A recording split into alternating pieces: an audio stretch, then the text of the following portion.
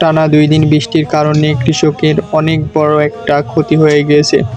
যেহেতু মহান আল্লাহ তাআলার কাছে হাজার কোটি শুকরিয়া, তিনি প্রত্যেকটা মাঠে এবং প্রত্যেকটা জমিতে আলহামদুলিল্লাহ অনেক সুন্দর ফলন দিয়েছিল। যেহেতু এই বৃষ্টির কারণে সবকিছু দেওয়ার মালিক আল্লাহ, তো আমরা ধৈর্য ধরে আল্লাহর কাছে চাইবো, নিশ্চয়ই আল্লাহ তাআলা আমাদেরকেও অনেক কিছু দেবেন। এই 2 দিনের বৃষ্টির কারণে অনেক বড় একটা লোকসান হয়েছে কৃষকের।